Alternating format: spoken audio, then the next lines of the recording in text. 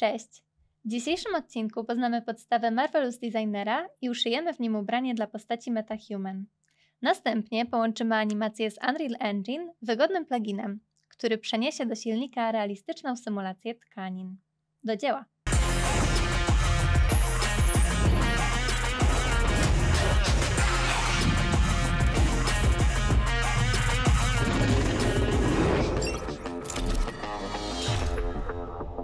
Przy otwieraniu Marvelous wybierzmy jako preferowane jednostki miary, centymetry i zatwierdzamy. Po lewej stronie widzimy bibliotekę, tutaj okno 3D, na którym wyświetla się symulacja, 2D, na którym tworzymy wykrój, w prawym górnym rogu okno materiałów, a poniżej będą wyświetlały się opcje. W bibliotece znajdziemy wszystkie typy sylwetki MetaHuman. Klikając podwójnie blueprint stworzonej przez Was postaci, możecie sprawdzić, jaki typ sylwetki ma Wasza postać. U mnie jest to Female Tall Narrow Body, więc takie ustawiam na scenie. Omówmy pokrótce sterowanie. Trzymając prawy przycisk myszy obracamy kamerę wokół postaci. Scrollem możemy się przybliżać i oddalać, a trzymając Ctrl i Scroll przesuwać kamerę. Żeby było nam łatwiej zapoznać się z programem, dzisiaj skupimy się bardziej na przerabianiu ubrań niż szyciu ich od zera. W zakładce Garment, ubiór, możemy znaleźć gotowe ubrania i założyć je na ciało naszej postaci. Przerobimy ten t-shirt na koszulkę na ramionczkach, a później skrócimy spodnie i rozszerzymy je na końcach. W widoku 2D zaznaczamy wszystko, mając na uwadze, że przesuwanie w widoku 2D nie zmienia nic w 3D. A następnie dopasujemy koszulkę lepiej do ciała. Możemy ją trochę zmniejszyć, łapiąc za róg zaznaczenia, sugerując się zarysem postaci widocznym w oknie 2D. Usuńmy rękawy i w widoku 3D możemy ją odsunąć od ciała i przesunąć trochę w dół. Trzymając Shift zaznaczamy kolejne elementy, a w miejscu niebieskiej kropeczki jest pivot, który umożliwia nam przesuwanie. Gdy mamy już mniej więcej dopasowane, spacją lub tą strzałeczką na górze możemy włączyć symulację. W trybie symulacji, pociągając za materiał, możemy nim manipulować. Przejdźmy do zakładki Fabric i znajdźmy jakąś tkaninę dla koszulki. Ja wybiorę bawełnę. W widoku 2D zaznaczam wszystkie części koszulki, przeciągam na nie materiał i widzimy, że zaczęła się już ona inaczej układać. Chciałabym też, żeby miała trochę ciemniejszy kolor. Teraz zajmijmy się przerabianiem. Chciałabym, żeby koszulka była trochę dłuższa. Wybieram przesuwanie punktów i segmentów za pomocą Z na klawiaturze i zaznaczam dolną część, z Shiftem przesuwam w dół. Żeby zrobić koszulce większe wcięcie w talii, wciskam C na klawiaturze i zaokrąglam jej bok z przodu oraz z tyłu. Widzimy, że zmiany wprowadzane są symetrycznie. Chciałabym nieco zwęzić ramionczka, ale żeby zachować taką samą grubość z przodu i z tyłu, zrobię to za pomocą opcji Change Length, czyli zmień długość. Kliknijmy Z, a później prawym przyciskiem myszy na konkretnym segmencie wyświetli mi się ta opcja. Wpisuję 6, oznaczając kierunek od punktu startowego.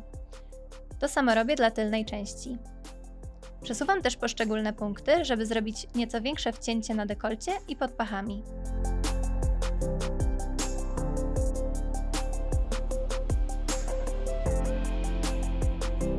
Spacją ponownie włączam symulację, żeby sprawdzić, czy efekt jest zgodny z oczekiwaniami.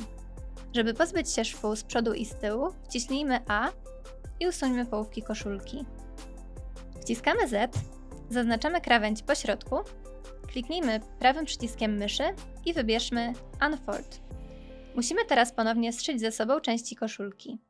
Wybieramy narzędzie szycie, a w nim segment sewing, czyli zszywanie segmentów. Połączmy teraz części, które mają być ze sobą zszyte. Bądźmy przy tym uważni, żeby nie szyć na ukos, bo może to spowodować problemy.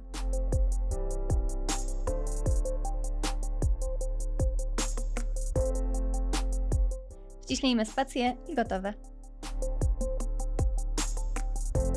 Zaznaczamy koszulkę i ustawmy jej warstwę z numerem 1, tak żeby program wiedział, że ma się ona znajdować nad spodniami, nie wchodzić do środka. Spodnie będą miały warstwę 0. Gdy jesteśmy zadowoleni z efektu, żeby przypadkowo nie przesunąć koszulki, możemy ją zamrozić. Zrobimy to zaznaczając całość na widoku 2D i klikając Ctrl+K na klawiaturze. Możemy się zająć szyciem spodni. Robimy to korzystając z tych samych narzędzi. I teraz timelapse.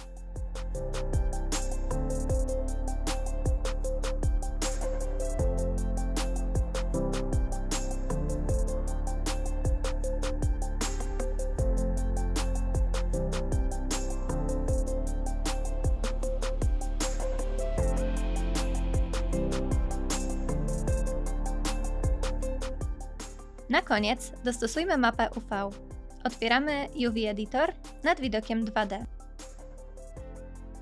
Po zaznaczeniu wszystkiego za pomocą UV Packing, na górze taki jest przycisk, możemy odznaczyć rotację i zatwierdzamy przyciskiem Apply.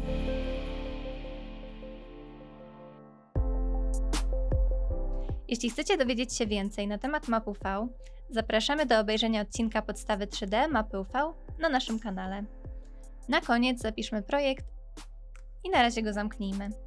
Żeby przypadkowo nic nie zepsuć w ubraniu przy eksporcie animacji, otwórzmy sobie nowy pusty projekt i na razie zostawmy go w tle. Ubranie wkleimy później już na animację. W pracy z Unrealem zacznijmy od uruchomienia wtyczki LiveSync, umożliwiającej nam integrację Unreal Engine z Marvelous Designer i wprawienie postaci w ruch. Link do pobrania wtyczki znajdziecie w opisie pod filmem.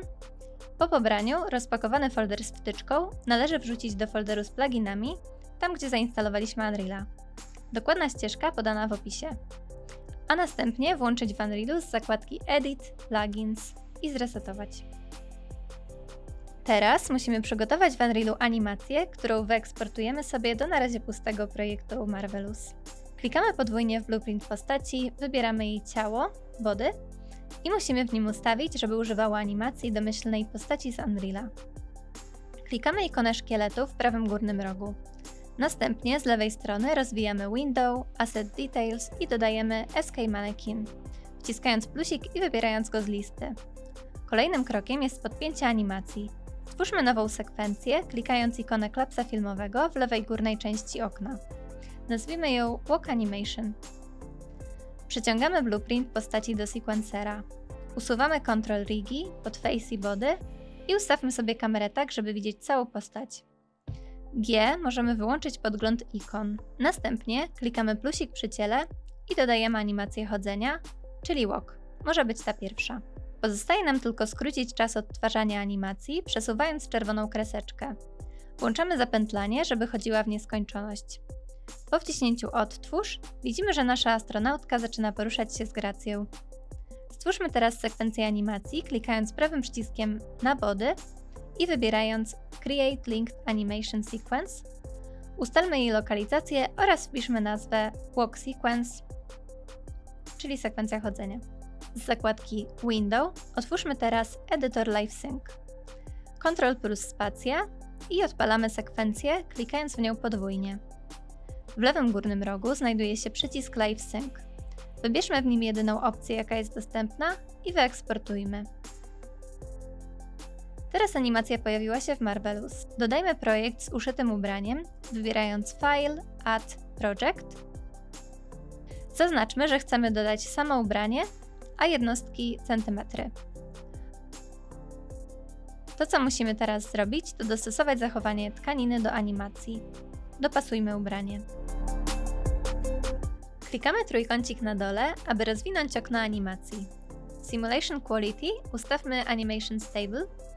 Dopasujmy długość wideo do animacji, a następnie wciśnijmy takie kółeczko najbardziej z lewej strony.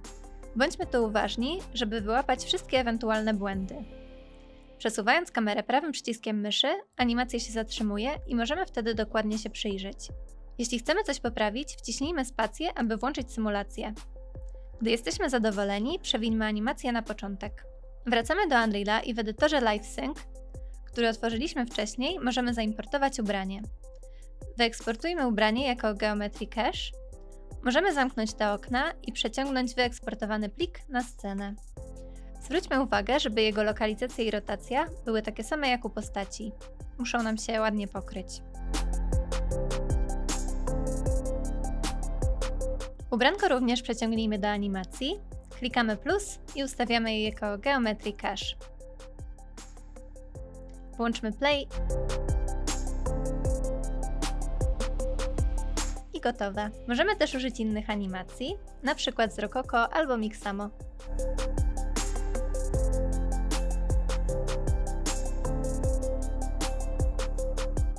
I w taki sposób możemy ubrać wirtualnych ludzi, MetaHumans, za pomocą Marvelousa i Unreala. Jeśli interesuje Was zakup licencji na oprogramowanie 3D w najlepszej cenie, zapraszamy do sklepu IT Media. A jeśli chcecie poszerzyć swoje kompetencje w dziedzinie grafiki komputerowej, zapraszamy na szkolenia do Akademii IT Media.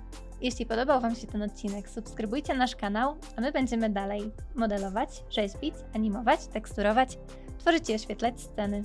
Ja nazywam się Wiktoria Światowska, a Wy oglądacie kanał Robimy 3D.